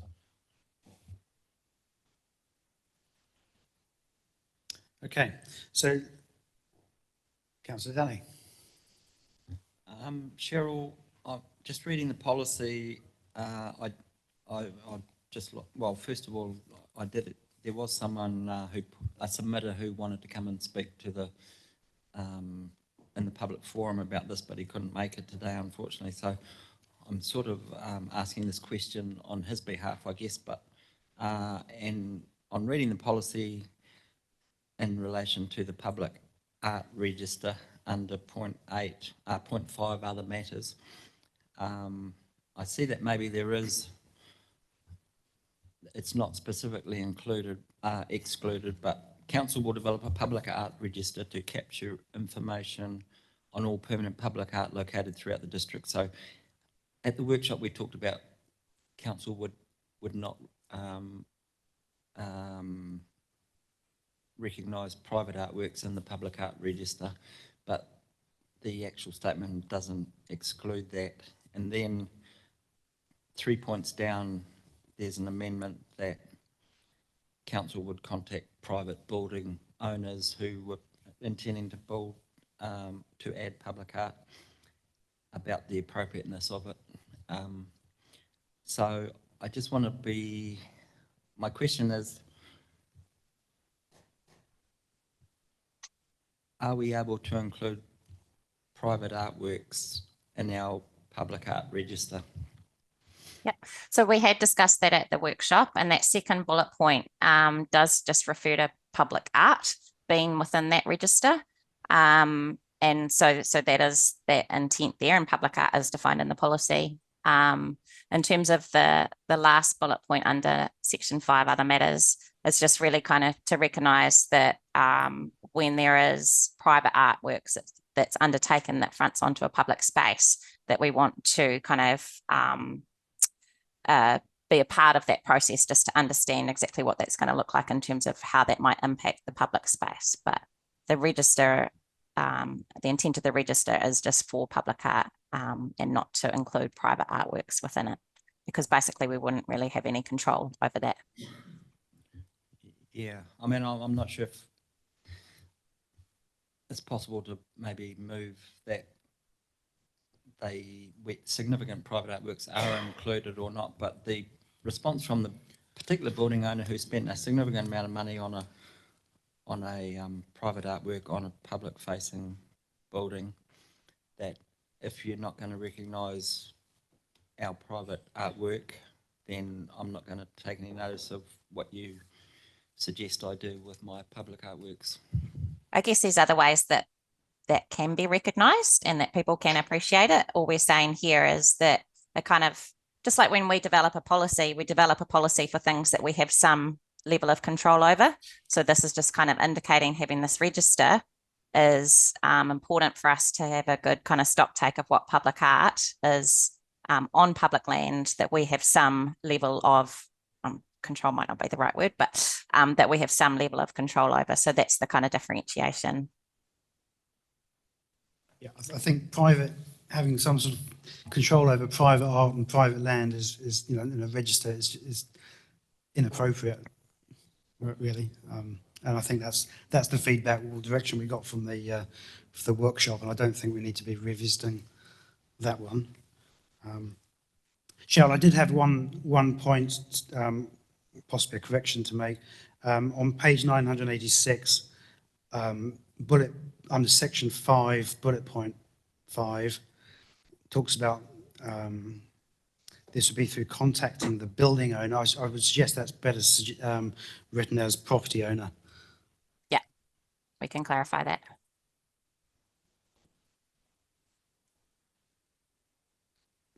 Tidies that one up.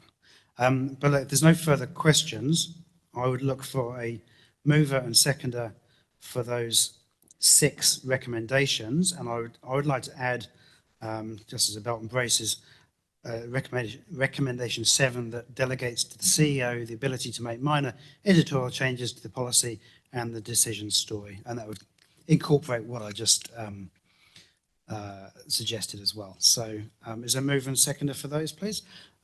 Councillor Murray Benge and Councillor Sol. Is there any debate on this one?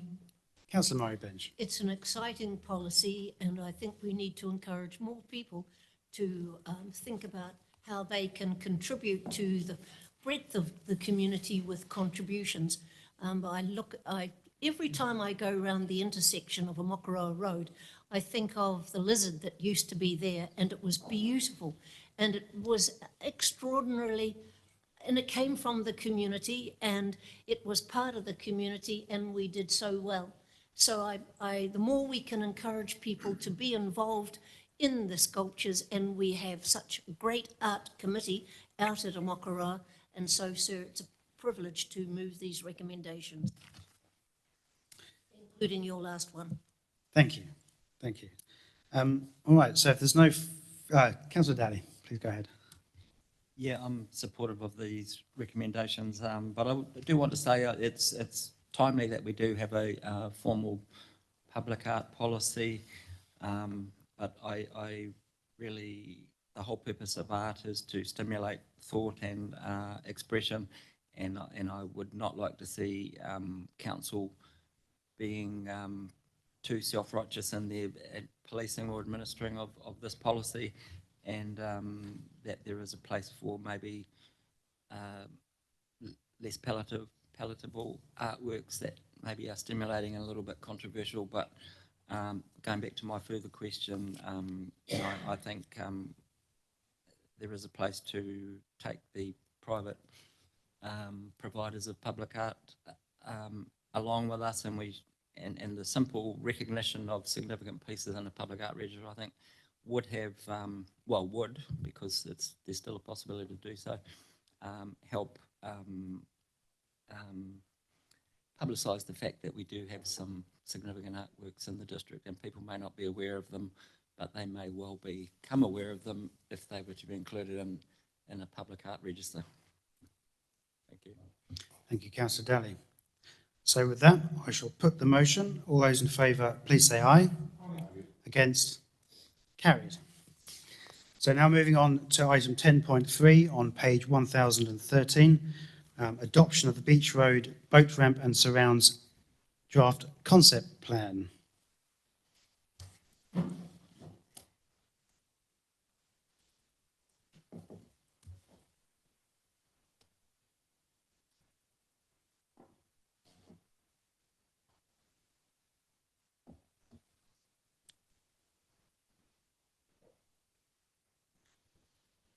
Morena tātou. So presenting this report, I take the report as being read. This committee is asked to consider the adoption of the Beach Road boat ramp and surrounds concept plan. Some background to this project has been recently discussed, so you are well aware. This came through concept planning development was a result of annual plan submissions from the Katikati Boating Club and then the community board once council purchased the land on 294 Beach Road at the end of Beach Road in Katikati late 2020. And discussions were held on site with the boating clubs down at the boat ramp late last year. In addition to that, with Ngāi Tamawhārewa, the local hapu, and learning their aspirations, which informed the development of that initial draft concept plan, which was presented and adopted for community consultation at the beginning of this year. And that community consultation, we're able to refine that draft concept plan, which is what is in the report today. Some minor amendments based on that feedback received were made, specifically around the public car park, so moving the public car park basically back to its current status in Macmillan Reserve, which also retains the existing freedom camping bylaw, and then moving the boat trailer parking towards 294, the property on 294 Beach Road, running parallel with the road reserve, and also shifting or rather retaining the existing position of the aquatic storage, so the storage facility that the boating club are currently using. It just remains in its existing place for now, and then following the decision today will be requiring further engagement with the boating club to ultimately decide the final resting place, final position of the boat storage that is indicated on the concept plan, and then an installation of some amenities, additional lighting, CCTV, TV cameras, and barbecue facilities. And I'm happy to take any questions. Any questions for Jason? No? Councillor Joyce. I'm very happy with the changes and thanks for all the hard work, but I'm just confused because the boating club, as you've indicated, wants to move that shed, yet it's shown in 2 locations on the concept plan. Wouldn't the concept plan be shouldn't it show the aspiration of where it will go rather than focusing too much on where it's going to be moved from? And the reason I'm asking is because that does cut a chunk out of the property that may well be sold and could affect the value of that property, because it's basically the backyard, a large chunk of the backyard of the property. So I'm just wondering whether we really need that dog leg, and on the map it's got item number 2, which is, as far as I can see, the same shed as item number 8. When I would have thought a concept plan would be more the aspirational side of things. But I mean, overall, very, very happy with the plan and the changes made. Through Mr. Chair, happy to respond. So, as you say, the aspiration of the boating club was for the storage shed to be located closer to the shoreline, so on that flexible open space, which is number 7. For us, looking at all of the potential options and future options of any sort of expansion, if there are any more community aspirations to add to this, we felt best position is just keep as is for now. And then number 8 is where we recommend, based on our assessment of the entire area, where the storage facility could be relocated to in the future. But ultimately didn't want to position it in that flexible open space in case it just eliminates any other possibilities. One thing I did notice, Jason, was that it's on page 1165. It talks about a speed bump at the entry to Macmillan Reserve. Now, I remember from the workshop we decided to remove that, partly because there will certainly create noise issues with boat trailers going over there in the small hours of the morning. And also no one is speeding a few metres from the end of the road anyway. So is that an oversight or what's, because I was going to suggest a change to remove that. I can clarify that. So it's not a speed bump in the sense of what some of those submitters were wanting. It's just that entry point into into Macmillan Reserve. So it's more of a slight raised platform, but not a speed bump. And it is a single one, just to reduce that speed a little bit more. So is it more like a raised table in the, as we're transportation engineers here? But I'm conscious you don't want to create that bump and rattle of boats and things. And I really don't think speed is an issue at that point. And I hear the submitters' concerns about speed issues further down the road. Well, that's not the subject of this concept plan, but I don't think there's much need for even a raised table at that point. Is it just about delineating between the reserve and the road, or? It's theoretically still part of the roadway through there, but it is just I guess identifying, delineating that sense of arrival to a different speed zone, a different environment. There's going to be more vehicles turning around, etc., and pedestrians. So it's just to help delineate that. Okay. I mean, personally, I think I'd still like to see that removed. I don't see the point of it. I mean, maybe the delineation could be achieved with different kind of pavers or different colour or something like that, but I don't see that a raised table is what is needed at that point.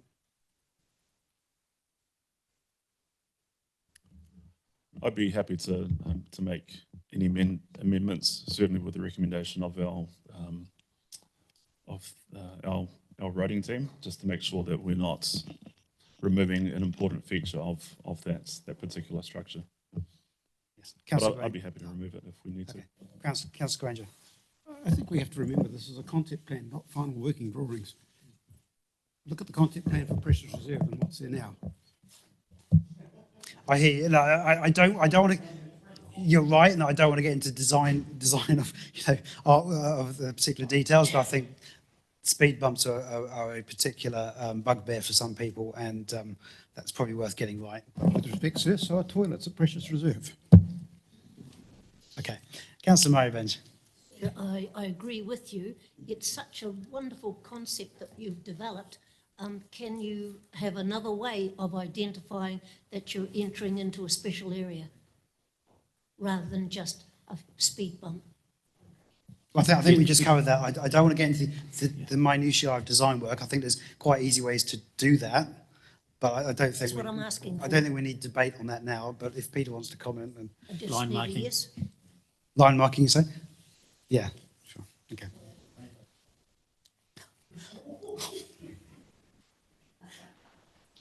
Okay, right, we're moving swiftly on. Okay, so look, I'm looking for a recommendation for 1 to 6. I would like to change recommendation 4 to say adopts, adopts with the removal of the speed bump.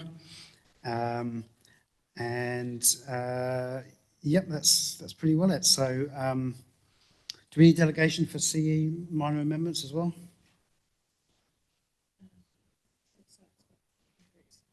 Okay, that's fine. So with that minor amendment to recommendation 4 around the speed bump, is there a mover and seconder for that, please?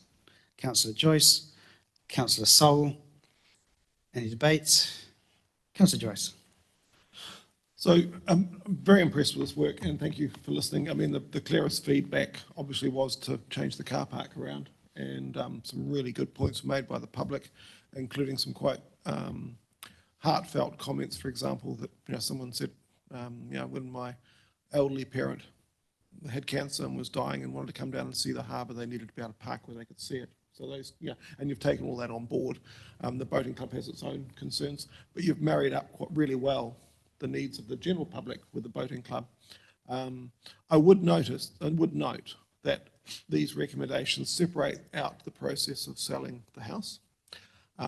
That was an extremely important piece of feedback from the public, right? Yes, we agree to this because it's not going to be loaded onto ratepayers. So I know I've got a suspicious mind, so forgive me for that. But when we come time to look at the funding for this, that needs to be kept in elected members' minds, that the public supported this on the basis that the house would be sold to help pay for it. If it comes back, but we can keep the house and put something else there, then the whole concept plan would need to be redone, because that was an extremely important part of the feedback. People were happy with this because they could see that it would be done without costing a lot of rates. If we're going to turn around at a future date and say, no, we want to keep the house after all, and we have this stunning plan, then the whole plan actually would need to go back to the public for further consideration, because that changes the basis on which the public has agreed to this. So I know that's my fevered, suspicious mind, and I hope it's not necessary, but that is an important part of this process. And with that, I'm happy to support it. I think it's a good way of working with the Harper aspirations, the public aspirations, the boating community's aspirations. Playground came up, but I also note, and very well put, that there is a strong desire for a destination style playground in Karikari.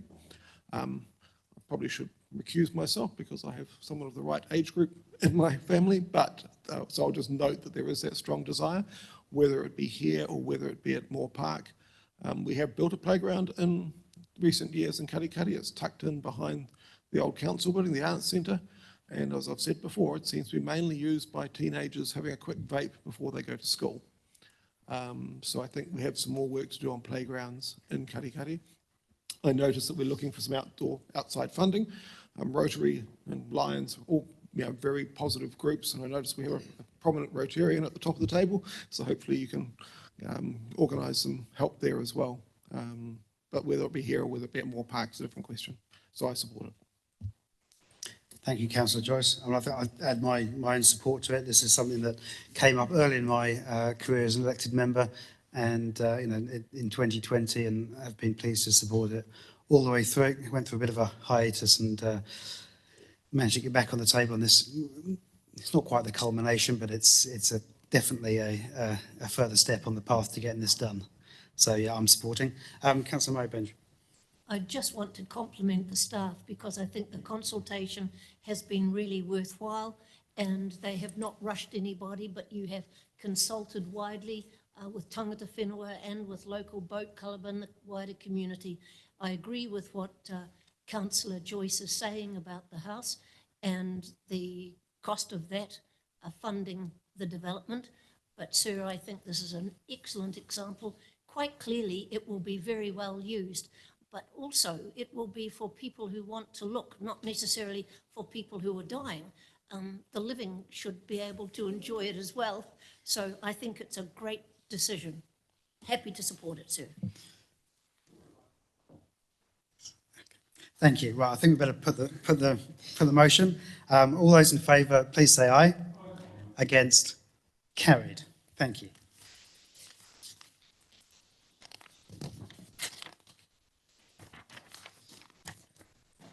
So we move on to page 1173. And that is the proposed draft concept plan for Tahawai Reserve. And we've got Jason and Peter again, so... No need to reshuffle myself this time.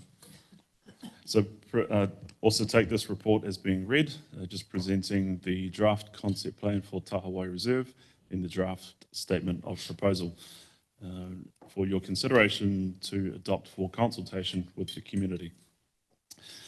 So pre-engagement in partnership essentially with Ngāti Te Wai and the adjacent property owners, stakeholders being the community, Katikati Community Board, the Tanners Point Residents Ratepayers Association, and some of the local residents of Tanners Point.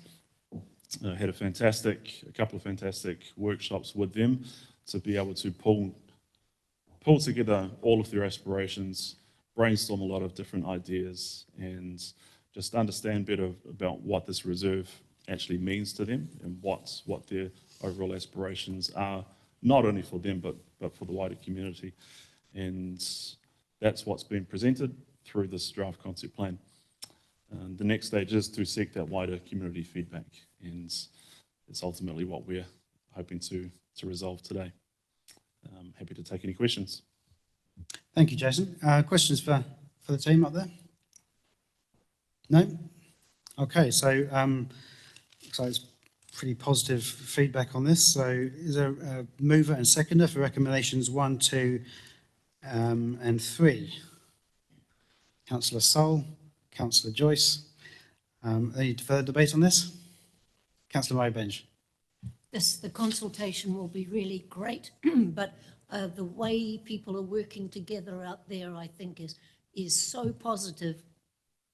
And when I think what this land has been in the past and the agony that we had getting the squatters off it, it's wonder that Mr. Watson is looking as healthy as he is, because he carried the burden of that, and which wasn't easy. So I think this is really progressing in the right way, and happy to support it, sir.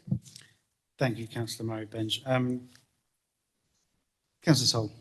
Yeah, I support it very much, and it's, again, actually, as has just been stated, it's been well worked through. So this going out as a consultation document, etc., is very important. I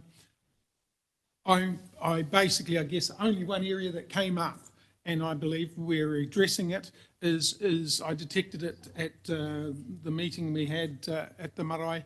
There was a bit of discomfort about the Kowai, that area, and access to it, and I believe basically we're undertaking to fence and pay that. So to me, I think it's a great winner, and thank you for the work so far, and hopefully it goes through without too many issues. Thank you. I think it's a great, I must say my piece, I think it's a great example of the collaboration between council and Tangata Whenua and actually the community as well. And yeah, just builds on that relationship we have with Tuapero Marae and Ngāti Te Wai. So yeah, I'm all in favour. So Councillor Joyce, would you like to say something? I agree with the points, including particularly the point raised by Alan. I think we do need to make sure we protect that quite sacred area, and I appreciate it's in the plans. I was looking at whether we could reroute the track along there completely, but apparently that's quite difficult, and I don't want to put words into Ngāti Te Wai's mouth about what should happen there, but there's a really important area there that needs protecting.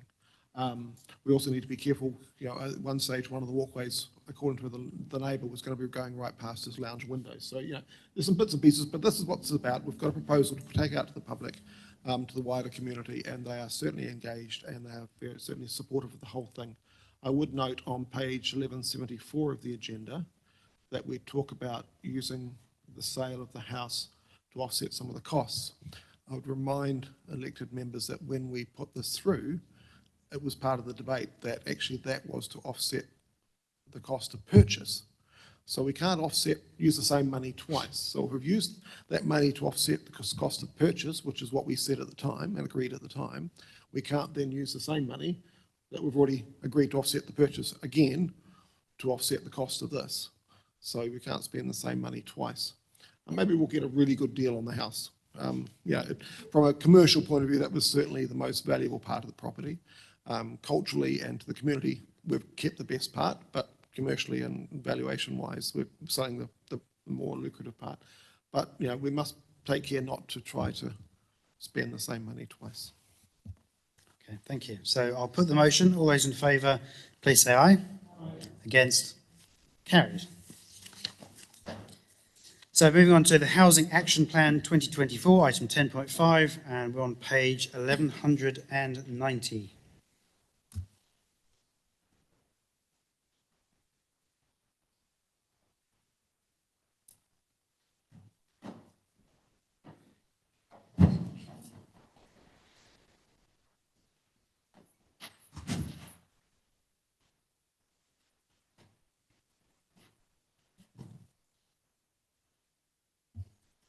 Thank you very much. Good morning, everyone. So I'm presenting the Housing Action Plan 2024 for adoption to the committee today. So it's a refresh of the existing Housing Action Plan that was developed in 2018. And the work body of the report has been presented to the Community Committee in April in a workshop session. And I've listed the range of feedback that were given during that workshop session and the changes that have been made as a result into the Housing Action Plan, so members can see exactly how their feedback has been incorporated. So, presenting the plan for adoption today. Questions? I did have one point to make. On page 1214, under the definition of build to rent, it says in March 23, the restoration of interest deductibility for that asset class is enacted. I presume that's March 24. Not... Yes. Yeah. Okay. So we'll just hopefully make that little amendment. And I was also going to recommend another delegate to the CE to be able to make minor changes. Okay. One other point I did also have is whether on page 1211, bullet point number 11, it says explore options to utilise council-owned land in Kotahi Lane, Katikati to leverage housing outcomes that meet identified gaps in the housing continuum. And I just was wondering whether that included selling it to build elsewhere, or what options on the table, basically, and at what stage we were at with that. Thank you. We haven't made any decisions or framed up any ideas as yet. I think the first step will be developing a decision-making matrix to look at the scope of what the considerations we'd use in making a decision. For example, what that local housing plan is indicating, what the gaps are. Another example would be we wouldn't want to compete with private construction industry, particularly not at this point in time where the industry is really struggling. So there are a range of options that could be pursued that we would bring to council for consideration. Thank you, Simone. Alan, Councillor Sol. Thank you, Sir. Just in part of that ability for the team to make, or for the CEO to make changes, just I'm noting 1195, we have Heathy Homes. There's housing quality, warm, dry, and then Heathy Homes, meant to be healthy. I will change that, thank you.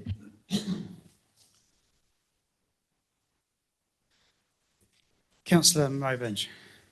I note on clause 6, priority 1 is noting how high housing prices have impacted on businesses and the inability of young people to live here.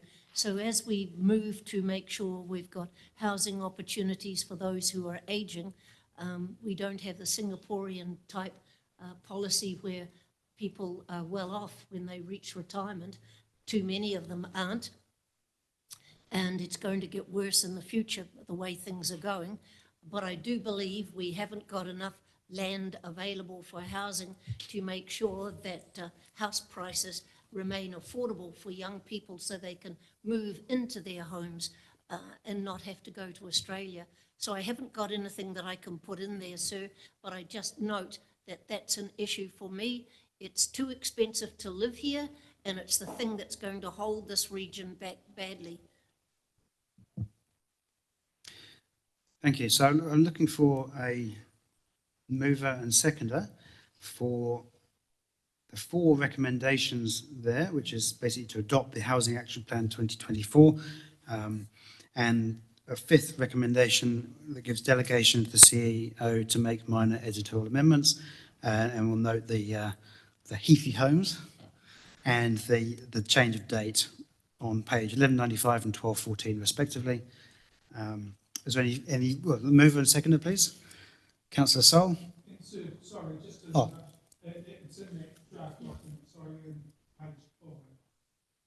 Yeah, but yes, sir. So moved Councillor Sol, seconded Councillor Joyce. Any debate on this one? Sure, Councillor Joyce. I mean, was 6 years ago we did it, 2018, and the situation's got worse. I think that just underlies the importance of this. I'm very impressed with the passion of Simon and the team. I've seen her in action at the Katikati Housing Action Group, bringing people together, and we're certainly starting to move forward there. I would warn you that Waihi Beach is certainly, Heather on the community board there is looking to do something similar, so you may get a phone call about that. I don't have great visibility for the eastern part of the district in Kaimai, unfortunately, but yeah, this is a challenge. It's a huge challenge. It's the biggest challenge, as Margaret's pointed out. You know, it's for us. We can't answer it by ourselves. One of the challenges we have in Katikati and also in Waihi Beach is that middle market. You know, older people stuck in big houses. They're not rich enough to go into a $1 million retirement home. They're not broke enough to go into our, you know, our elderly housing or Kāinga Ora or Abbeyfield or RSA. A lot of it's around the middle, but if we can, you know, one of the things that, and I know this is already on the agenda and already on the envision, is how to help that middle group that want to move into something smaller but don't have anywhere to go. And that comes into, you know, some of the best things this council can do is facilitate that in some way without necessarily doing it itself.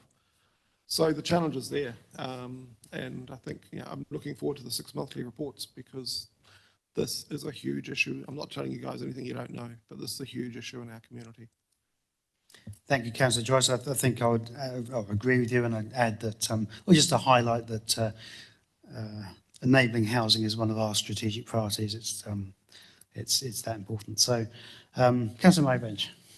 One of the things I think with that plan change 92, the tiny little sections that people are being forced in to live in, and with no opportunity to park a car. So, Councillor Maybench, is this about the Housing Action Plan? Yes, it is, and it's definitely about the Housing Action Plan. I spoke to Tama Potaka in Palmerston North. He's responsible for social housing. And I said to him, Papakainga Housing, please don't squeeze Māori into these tiny sections. People have got to be able to breathe. And we've got a rural philosophy that they're going to be bigger. But I think the one thing that we need to look at is how to bring land on faster so that we can have more competition in the housing market, because we cannot go on excluding young people from owning their own home. And as you get older, to go into retirement homes or to go into rest homes, for people to stay in their own home, there is support for them now, and it's cheaper to support them than to actually create other environments sometimes. But Councillor Joyce is right. Sometimes it's people want to be able to go down, and they have to be able to sell and take that risk. And so, sir, I support the recommendations, but do say we've got serious work to do in this sub-region. Yeah, no doubt you'll take pay close attention to Plan Change 96, the Papakāinga housing plan change. But I have Councillor Thwaites who's wishing to speak. I do just wish to comment briefly on that housing affordability people talk about all the time and zoning more land. If you got the land for absolute free, $2 million divided by 30 dwellings, it's $60,000 of a house project. You used to tell me an average house is 900,000. The land part of it is 60,000. So that's if you get the land for absolute free. So it is not the land value at all. And zoning, it is the huge cost of infrastructure and the building cost that drives everything. You separate the land value out, and at $1 million a hectare, like dairy farms, it's only $30,000 a section. So land is not the issue. Infrastructure and building costs are the huge driver, not land value at all. Like I said, give them the land for free. It won't make housing affordable. Free land, you're still going to cost a fortune to put infrastructure and build on it. Thank you, Councillor Thwaites. I'm conscious we probably don't need to get into an overall housing discussion, but good points well made. So with that, I'll put the motion. All those in favour, please say aye. Against? Carried. Thank you.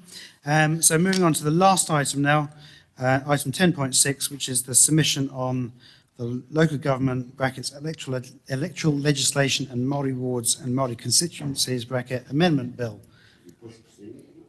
It's gone, yes. So it's on page 1218. It has gone,